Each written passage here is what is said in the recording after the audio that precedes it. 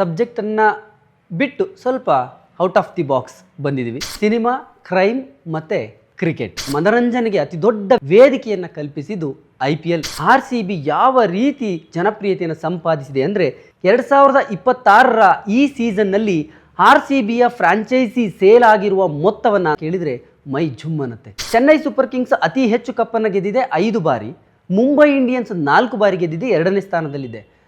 RCB ಕಳೆದ ಸೀಸನ್ನವರೆಗೂ ಒಂದೇ ಒಂದು ಕಪ್ಪನ್ನು ಕೂಡ ಮುಡಿಗೇರಿಸಿಕೊಂಡಿರಲಿಲ್ಲ. ಆದರೆ ಬಹುಶಃ ಅಭಿಮಾನಿಗಳಲ್ಲಿ ಆ ರೀತಿಯ ಎಮೋಷನ್ ಬೇರೂರುವುದಕ್ಕೆ ಕಾರಣ ಕಿಂಗ್ ಕೊಹ್ಲಿ ಕಳೆದ ಬಾರಿ 18ನೇ ಸೀಸನ್ನಲ್ಲಿ ಮೊಟ್ಟ ಮೊದಲ ಕಪ್ಪನ್ನು RCB ಮುಡಿಗೇರಿಸಿಕೊಳ್ಳುತ್ತೆ. ವಿಜಯ್ ಮಲ್ಯ ಅವರು RCB ತಂಡವನ್ನು 456 ಕೋಟಿಗೆ ಕೊಂಡುಕೊಂಡಿದ್ದು, ಮಾಲೀಕತ್ವ ಸದ್ಯಕ್ಕೆ ಅತಿ ಹೆಚ್ಚು ಶೇರನ್ನು ಹೊಂದಿರುವಂತಹ ಆದಿತ್ಯ ಬಿರ್ಲಾ ಗ್ರೂಪ್ ಇದರ ಮೂಲ ಮಾಲೀಕತ್ವವನ್ನು ಹೊಂದಿದೆ. ವಿಕ್ರಮ್ ಬಿರ್ಲಾನನ್ನ ಒಂದು ತಂಡ ಖರೀದಿ ಮಾಡಿರುತ್ತೆ. ಆದರೆ ಅದೇ ಆರ್ಯಮಾನ್ ವಿಕ್ರಮ್ ಬಿರ್ಲಾ ಅತಿ ದುಬಾರಿ ಫ್ರಾಂಚೈಸ್ನ ಮಾಲೀಕ ಅಂದರೆ RCBಯ ಮಾಲೀಕ ಆಗಿದ್ದಾರೆ. RCB ತಂಡ ಕಪ್ ಗೆಲ್ತು ಅನ್ನುವಂತಹ ಸಂಭ್ರಮ ಒಂದೇ ದಿನದಲ್ಲಿ ಮಾಯ ಆಗೋಯ್ತು. ಟಿಕೆಟ್ನ ಮೊತ್ತ 3750, ಅತಿ ಗರಿಷ್ಠ ಮೊತ್ತದ ಟಿಕೆಟ್ ಬೆಲೆ 47,000 ರೂಪಾಯಿ.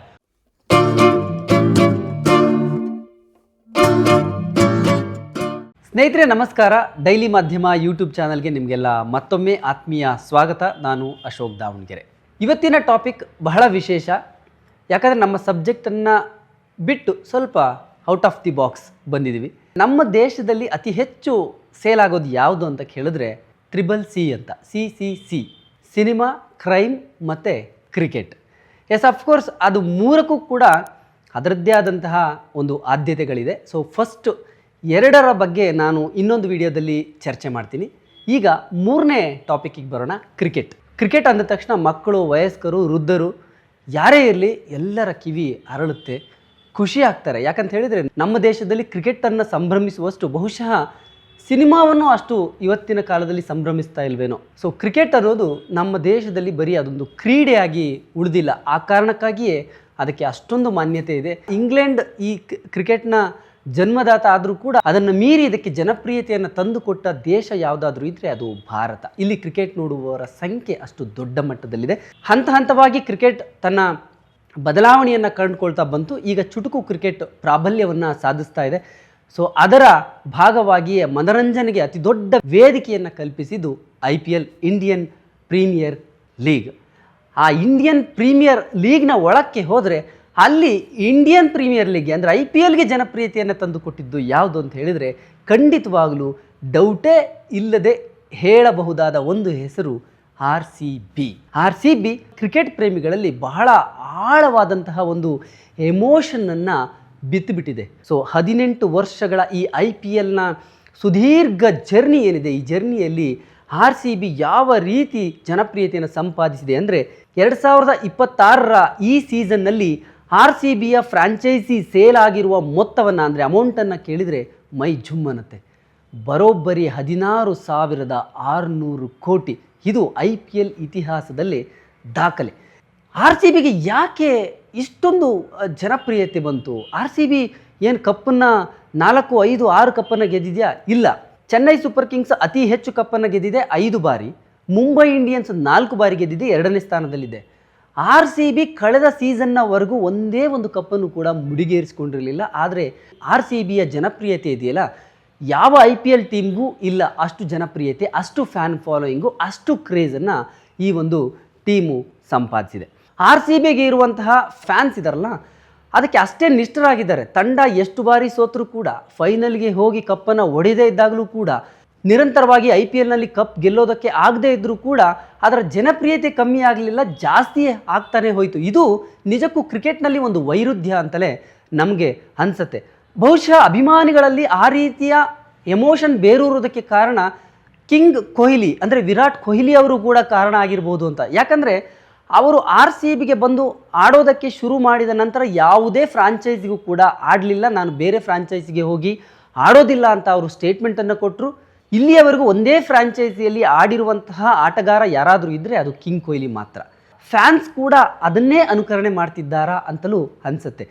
ಕಳೆದ ಬಾರಿ 18ನೇ ಸೀಸನ್ನಲ್ಲಿ ಮೊಟ್ಟ ಮೊದಲ ಕಪ್ಪನ್ನು RCB ಮುಡಿಗೇರಿಸಿಕೊಳ್ಳುತ್ತೆ.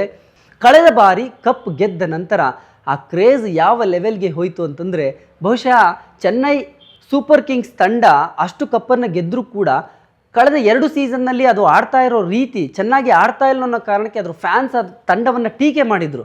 ಆದರೆ RCB ಟೀಮ್ ಅಷ್ಟು ಬಾರಿ ಸೋತರು, ಫೈನಲ್ಗೆ ಬಂದು ಸೋತರು, ಕ್ವಾಲಿಫೈಯರ್ ಹಂತದಲ್ಲಿ ಎಷ್ಟು ಸರಿ ನಿರ್ಗಮಿಸಿದ್ರು, ಸೆಮಿಫೈನಲ್ನಲ್ಲಿ ನಿರ್ಗಮಿಸಿದ್ರು. ಆದರೂ ಕೂಡ RCBಯನ್ನು ಟೀಕೆ ಮಾಡುವವರ ಸಂಖ್ಯೆ ಇಲ್ಲವೇ ಇಲ್ಲ. ಬಹುಶಃ ಇದೆಲ್ಲವೂ ಕೂಡ ಆ ಟೀಮಿಗೆ ಅದರದ್ದೇ ಆದಂತಹ ಒಂದು ವ್ಯಾಲ್ಯೂವನ್ನು ಆ್ಯಡ್ ಮಾಡ್ತಾ ಹೋಯಿತು. ಕಳೆದ ಬಾರಿ ಕಪ್ಪನ್ನು ಮುಡಿಗೇರಿಸಿಕೊಂಡ ನಂತರ ಆ RCB ತಂಡ ಮತ್ತು ಕಿಂಗ್ ಕೊಹ್ಲಿಯ ಕಣ್ಣಲ್ಲಿ ಕಂಡಂತಹ ಒಂದು ಭಾವುಕತೆ ಇದೆಯಲ್ಲ, ಅದು ನಿಜಕ್ಕೂ ಈ ತಂಡದ ವ್ಯಾಲ್ಯೂಯನ್ನು ಬಹುಶಃ ಇನ್ನೂ ದೊಡ್ಡ ಮಟ್ಟಕ್ಕೆ ಏರಿಸ್ತು. ಎಲ್ಲ ಒಂದು ಕಡೆ ಕಳೆದ ಬಾರಿ ಆ ಕಹಿ ಘಟನೆ ನಡೀದೇ ಹೋಗಿದ್ದರೆ ಇವತ್ತು ಆ ವ್ಯಾಲ್ಯೂನೇ ಇನ್ನೊಂದು ಲೆವೆಲ್ಗೆ ಇರ್ತಿತ್ತು. ಅದಕ್ಕೆ ಅಂದರೆ RCB ಅದಕ್ಕೆ ಕಾರಣ ಅಂತ ನಾವು ಹೇಳೋದಕ್ಕಾಗೋದಿಲ್ಲ. ಕಳೆದ ಬಾರಿ ಕಪ್ ಗೆದ್ದು ಬೆಂಗಳೂರಿಗೆ ಬಂದಾಗ ಅಲ್ಲಿ ನಡೆದಂತಹ ಅವಘಡ, 11 ಜನ ಅಮಾಯಕ ಅಭಿಮಾನಿಗಳು ಪ್ರಾಣ ಕಳೆದುಕೊಂಡಿದ್ದೆಯಲ್ಲ, ಅದೊಂದು ದುರಂತ ಆಗಬಾರ್ದಿತ್ತು. ಬಟ್ ಅದನ್ನು ಮೀರಿಯೂ ಕೂಡ ಇವತ್ತಿಗೆ ಈ ಹೊಸ ಸೀರೀಸ್ ಶುರುವಾಗುವ ಹೊತ್ತಿಗೆ RCB ಸೇಲಾಗಿರುವ ಮೊತ್ತ, ಅದ್ರ ಬಗ್ಗೆ ನಾವು ಹೇಳಬೇಕು, 16,600 ಕೋಟಿ. ಇಲ್ಲಿ ಇನ್ನೊಂದಷ್ಟು ಇಂಟ್ರೆಸ್ಟಿಂಗ್ ಫ್ಯಾಕ್ಟ್ಗಳನ್ನು ನನಗೆ ಹೇಳಬೇಕು ಅಂತ ಅನಿಸುತ್ತೆ. 3 ಬಾರಿ ಇದರ ಫ್ರಾಂಚೈಸಿ ಬದಲಾಗಿದೆ. ಮೊದಲು 2008ರಲ್ಲಿ ಇದರ ಮಾಲೀಕತ್ವವನ್ನು ಹೊಂದಿದವರು ಉದ್ಯಮಿ ವಿಜಯ್ ಮಲ್ಯ ಅವರು. RCB ತಂಡವನ್ನು 456 ಕೋಟಿಗೆ ಕೊಂಡುಕೊಂಡಿದ್ದು. 2008ರಲ್ಲಿ ವಿಜಯ್ ಮಲ್ಯ ಮಾಲೀಕತ್ವವನ್ನು ಹೊಂದಿದ್ರು. 2012ರ ನಂತರ ಅವರು ಫೈನಾನ್ಷಿಯಲ್ ಕ್ರೈಸಿಸನ್ನು ಏನು ಫೇಸ್ ಮಾಡ್ತಾರೆ, ಅದಾದ ನಂತರ ಇದರ ಮಾಲೀಕತ್ವ ಮತ್ತೊಬ್ಬರಿಗೆ ಶಿಫ್ಟ್ ಆಗುತ್ತೆ. ಇದರ ಸಂಪೂರ್ಣ ಮಾಲೀಕತ್ವವನ್ನು ಬ್ರಿಟನ್ ಮೂಲದ ಡಿಯಾಜಿಯೋ ಸಂಸ್ಥೆಯೇ ವಹಿಸಿಕೊಂಡಿತ್ತು. ಇದೀಗ 3ನೇ ಬಾರಿ ಆದಿತ್ಯ ಬಿರ್ಲಾ ಗ್ರೂಪ್ ಮತ್ತು ಇತರೆ 3 ಜನ ಮಾಲೀಕರು ಒಳಗೊಂಡಂತೆ ಈ ಒಂದು ಫ್ರಾಂಚೈಸನ್ನು ಕೊಂಡುಕೊಂಡಿದ್ದಾರೆ, ಅದು ದಾಖಲೆಯ ಬೆಲೆಗೆ. ಸೊ ಇದರ ಮೂಲ ಮಾಲೀಕತ್ವ ಸದ್ಯಕ್ಕೆ ಅತಿ ಹೆಚ್ಚು ಶೇರನ್ನು ಹೊಂದಿರುವಂತಹ ಆದಿತ್ಯ ಬಿರ್ಲಾ ಗ್ರೂಪ್ ಇದರ ಮೂಲ ಮಾಲೀಕತ್ವವನ್ನು ಹೊಂದಿದೆ. ಅದರ ಜೊತೆಯಲ್ಲಿ ಇನ್ನು 3 ಸಂಸ್ಥೆಗಳು ಕೂಡ ಇದೆ. RCBಯ ಹೊಸ ಚೇರ್ಮನ್ ಯಾರು ಅಂತ ಹೇಳಿದರೆ 28 ವರ್ಷದ ಆರ್ಯಮಾನ್ ವಿಕ್ರಮ್ ಬಿರ್ಲಾ. ಈತ ಆದಿತ್ಯ ಬಿರ್ಲಾ ಗ್ರೂಪ್ನ ಮಾಲೀಕರಾಗಿರುವಂತಹ ಮಂಗಲಂ ಬಿರ್ಲಾ ಅವರ ಪುತ್ರ. ಈತ ಕೂಡ ಒಬ್ಬ ಕ್ರಿಕೆಟರ್. ಈತ ಈ ಹಿಂದೆ IPLಗೆ ಬಿಡ್ಡಿಂಗ್ನಲ್ಲಿ ಖರೀದಿ ಆಗಿರ್ತಾನೆ. ಈ ವಿಕ್ರಮ್ ಬಿರ್ಲಾನನ್ನು ಒಂದು ತಂಡ ಖರೀದಿ ಮಾಡಿರುತ್ತೆ. ಆದರೆ ಖರೀದಿ ಮಾಡಿದ್ರೂ ಕೂಡ ಆತ IPLನಲ್ಲಿ ಆಡುವಂತಹ ಅವಕಾಶ ಸಿಗೋದಿಲ್ಲ. ಆದರೆ ಇವತ್ತು ಅದೇ ಆರ್ಯಮಾನ್ ವಿಕ್ರಮ್ ಬಿರ್ಲಾ ಅತಿ ದುಬಾರಿ ಫ್ರಾಂಚೈಸ್ನ ಮಾಲೀಕ, ಅಂದರೆ RCBಯ ಮಾಲೀಕ ಆಗಿದ್ದಾರೆ. ಇದು ಬಹಳ ಇಂಟ್ರೆಸ್ಟಿಂಗ್ ಅಂತ ನನಗನ್ಸಿತ್ತು.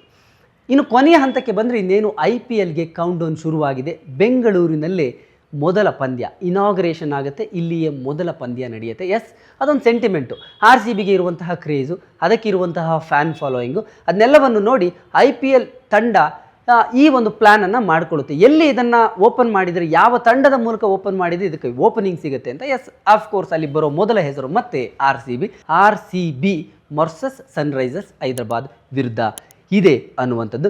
ಕಳೆದ ಬಾರಿ ಬೆಂಗಳೂರಿನಲ್ಲಿ ಒಂದು ಅವಘಡ ನಡೀತು. RCB ತಂಡ ಕಪ್ ಗೆಲ್ತು ಅನ್ನುವಂತಹ ಸಂಭ್ರಮ ಒಂದೇ ದಿನದಲ್ಲಿ ಮಾಯ ಆಗೋಯಿತು.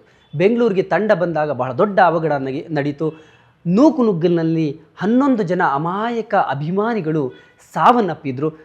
ಅದಕ್ಕೆ ಯಾರ ಕಾರಣ, ಅದು ಪೊಲಿಟಿಕಲ್ ವಿಚಾರ, ಅದು ಇನ್ನೊಂದು ವೇದಿಕೆಯಲ್ಲಿ ನಾವು ಚರ್ಚೆ ಮಾಡೋಣ. ಆದರೆ ಬೆಂಗಳೂರಿನಲ್ಲಿ ನಡೆಯುವಂತಹ ಮೊದಲ ಪಂದ್ಯದಲ್ಲಿ ಒಂದು ವಿಶೇಷತೆ ಇದೆ. ಈಗ ಆಲ್ರೆಡಿ ಟಿಕೆಟ್ ಬುಧವಾರ ಆನ್ಲೈನ್ ಟಿಕೆಟ್ ಬುಕಿಂಗ್ ಓಪನ್ ಆಗುತ್ತೆ. ನೋಡಿ RCBಯ ಕ್ರೇಜ್ ಯಾವ ರೀತಿ ಇದೆ ಅನ್ನೋದಕ್ಕೆ ಇದೊಂದು ನಮಗೆ ಬಹಳ ವಿಶೇಷ ಅನಿಸುವಂತಹ ಒಂದು ವಿಚಾರ. ಕೇವಲ 15 ನಿಮಿಷಗಳಲ್ಲಿ ಎಲ್ಲ ಟಿಕೆಟ್ಗಳು ಸೋಲ್ಡ್ ಔಟ್ ಆಗುತ್ತೆ. ಬೇಸಿಕ್ ಪ್ರೈಸ್ ಅಂದರೆ ಆರಂಭಿಕ ಮೊತ್ತ, ಟಿಕೆಟ್ನ ಮೊತ್ತ 3,750, ಗರಿಷ್ಠ ಮೊತ್ತದ ಟಿಕೆಟ್ ಬೆಲೆ 47,000 ರೂಪಾಯಿ. ಹಾಗಿದ್ದರೂ ಕೂಡ 15 ನಿಮಿಷದಲ್ಲಿ ಎಲ್ಲ ಟಿಕೆಟ್ಗಳು ಸೇಲ್ ಆಯಿತು. 28ನೇ ತಾರೀಕು ನಡೀತಾ ಇರುವಂತಹ ಉದ್ಘಾಟನಾ ಪಂದ್ಯ RCB ವರ್ಸಸ್ ಸನ್ರೈಸರ್ಸ್. ಕಳೆದ ಬಾರಿ ಅಮಾಯಕರು ಏನು ಬಲಿಯಾದರೂ ಅವರಿಗೆ ಟ್ರಿಬ್ಯೂಟನ್ನು ಕೊಡುವ ಮೂಲಕ ಈ ಬಾರಿ ಒಂದು ವಿಶೇಷತೆಯನ್ನು, ಅವರಿಗೆ ಒಂದು ಶ್ರದ್ಧಾಂಜಲಿಯನ್ನು ಅರ್ಪಿಸುವಂಥ ಕೆಲಸ ಮಾಡ್ತಾ ಇದೆ. We are also looking at having 11 permanent seats empty in Chinnaswamy Stadium forever.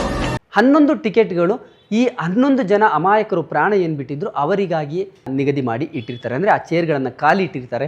ಶ್ರದ್ಧಾಂಜಲಿಯನ್ನು, ಟ್ರಿಬ್ಯೂಟನ್ನು ಸಲ್ಲಿಸುವ ಮೂಲಕ ಪ್ರತಿ ಪಂದ್ಯದಲ್ಲೂ ಇದನ್ನು ಮಾಡುವ ಮೂಲಕ ಈ ಬಾರಿ RCB ಪಂದ್ಯಗಳನ್ನು ಆಡುತ್ತೆ ಅನ್ನುವಂಥದ್ದು ಇದು ಬಹಳ ವಿಶೇಷ ಅಂತ ಅನ್ನಿಸ್ತು. ಓಕೆ, ಕೊನೆಯದಾಗಿ ಒಂದು ವಿಚಾರವನ್ನು ಹೇಳಿ ನನ್ನ ಕಂಟೆಂಟನ್ನು ಮುಗಿಸ್ತೀನಿ. ಎಸ್, ಅಫ್ಕೋರ್ಸ್ ಇಂಗ್ಲೆಂಡ್ ಕ್ರಿಕೆಟ್ನ ಜನ್ಮದಾತ ಆಗಿದ್ದರೂ ಕೂಡ ಭಾರತದಿಂದಾಗಿಯೇ ಈ ಕ್ರಿಕೆಟ್ ಜನಪ್ರಿಯತೆ ಗಳಿಸ್ತು ಮತ್ತು ಭಾರತದಲ್ಲಿ ಇದನ್ನು ಒಂದು ಧರ್ಮ ಅನ್ನೋ ರೀತಿಯಲ್ಲಿ ಯಾಕೆ ಆಚರಿಸ್ತೀವಿ ಅಂತ ಎಲ್ಲರೂ ಕೂಡ ಯೋಚನೆ ಮಾಡ್ತಾ ಇರ್ತೀವಿ. ಎಸ್, ಅಫ್ಕೋರ್ಸ್ ನಮ್ಮ ನ್ಯಾಷನಲ್ ಸ್ಪೋರ್ಟ್ ಅಂದರೆ ಭಾರತದ ರಾಷ್ಟ್ರೀಯ ಕ್ರೀಡೆ ಬಂದ್ಬಿಟ್ಟು ಹಾಕಿ. ಅದಕ್ಕೆ ಇಷ್ಟು ದೊಡ್ಡ ಜನಪ್ರಿಯತೆ, ಇಷ್ಟು ಫ್ಯಾನ್ ಫಾಲೋಯಿಂಗ್ ಸಿಗಲಿಲ್ಲ. ಇನ್ನು ಇತ್ತೀಚೆಗೆ ನಮ್ಮ ಗ್ರಾಮೀಣ ಕ್ರೀಡೆ ಕಬಡ್ಡಿ ಕೂಡ ಒಲಿಂಪಿಕ್ ಹಂತಕ್ಕೆ ಹೋಗಿದೆ, ಈಗೀಗ ಜನಪ್ರಿಯತೆಯನ್ನು ಗಳಿಸ್ತಾ ಇದೆ. ಅದು ಕೂಡ ಪ್ರೋ ಕಬಡ್ಡಿ ಲೀಗ್ ಆದ ನಂತರ ಅದನ್ನು ನೋಡುವವರ ಸಂಖ್ಯೆ ಕೂಡ ಹೆಚ್ಚಾಗ್ತಾ ಇದೆ. ಹಾಗಾಗಿ ನಾವು ಕ್ರಿಕೆಟನ್ನು ಅದನ್ನು ಒಂದು ಸಂಭ್ರಮಿಸೋಣ, ಅದರ ಜೊತೆಯಲ್ಲಿ ಹಾಕಿಯಂತಹ ನಮ್ಮ ರಾಷ್ಟ್ರೀಯ ಕ್ರೀಡೆಗೂ ಕೂಡ ಅಷ್ಟೇ ಬೆಂಬಲ ಸಿಗಲಿ, ಅದಕ್ಕೂ ಕೂಡ ಜನಪ್ರಿಯತೆ ಸಿಗಲಿ, ಅದು ಅತ್ಯಂತ ಉನ್ನತ ಮಟ್ಟಕ್ಕೆ ಆ ಕ್ರೀಡೆ ಹೋಗಲಿ ಅನ್ನುವಂಥದ್ದು. ಮತ್ತು ಕಬಡ್ಡಿ ಅಂತಹ ನಮ್ಮ ಗ್ರಾಮೀಣ ಕ್ರೀಡೆ ಇವತ್ತು ಒಲಿಂಪಿಕ್ ಹಂತಕ್ಕೆ ಹೋಗಿರೋದ್ರಿಂದ ಅದಕ್ಕೂ ಕೂಡ ನಿಧಾನವಾಗಿ ಜನಪ್ರಿಯತೆ ಸಿಗ್ತಾ ಇದೆ. ಅದು ಕೂಡ ಕ್ರಿಕೆಟ್ನಷ್ಟೇ ಜನಪ್ರಿಯತೆಯನ್ನು ಗಳಿಸುವಂತಾಗಲಿ ಅನ್ನೋದೇ ಬಹುಶಃ ನನ್ನಂಥ ನಿಮ್ಮಂಥ ಅಂದರೆ ಈ ಕ್ರೀಡೆಯನ್ನು ಇಷ್ಟಪಡುವಂತಹ ಬಹುತೇಕರ ಅಭಿಪ್ರಾಯ ಆಗಿರುತ್ತೆ.